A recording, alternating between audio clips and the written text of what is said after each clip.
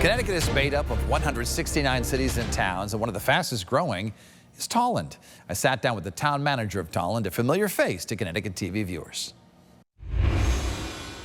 And with us now is Brian Foley. And how do I address you now? Manager Foley? How does a town manager get addressed? You know, everyone in my life just calls me Foley, so that's what you pretty much call me too, Dennis. So just go with that. But good morning. Thanks for having me. Well, I always called you Chief because, of course, everyone knows you because you were in law enforcement for so long at Hartford Police Department, then the State Police. What's the transition been like for you? It's so great. With the town of Tolland, the problems we have there are usually, they're good problems to have. You know, we're working to fund our great school system. You know, we had a corn feed spill in the town the other day. You had it in the news. Yes, and so for something like that to happen, these are great problems to have, and we have such a great team and so many great community members. And I have an older mother in town and also a youngster in the school system, so I feel both sides of it. It is one of the fastest growing towns in Connecticut. People are moving there. New homes are being built. Is that what you're experiencing? Yeah, you know, really our school system is attractive, but we're also seeing some businesses. We have a major 250 homes going into a development right in the center of town. You know, that is the heartbeat right into Yukon, Route 195. We have a Starbucks coming in there, a bunch of other businesses opening up. Hopefully you have a big name store coming soon in that same area. So a lot of positive things happening for the town of Tolland. So these are growing problems. How does the town have to expand with it in terms of services you need to offer? You know, it's always, you know, and as the mayor of Meriden had said earlier, look at, we're in a budget season right now, and it really, your property taxes, so much are going to funding education. This is a statewide problem for so many towns like Tolland. How do we fund our school system? It's eating up so much of our budget and our money that's coming in. So we look to the state, obviously, and the state is working hard to try to fix it.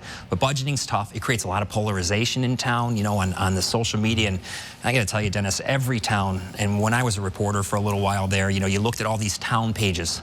Everyone has the town pages, the neighborhood pages, and they can really be polarizing and problematic for the town. So we're doing what we can to try to kind of quell that with some of our communications plans. What is the biggest employer, biggest taxpayer in Tolland? You know, we have some decent businesses. Eversource actually has a major facility in town. But as I spoke of those 250 homes, almost right away, that project there, that will be the biggest increase and biggest effect on our budget. So, but also, as you know, when you got 250 homes in, you got 250 families, 250 needs, and an increase in services too.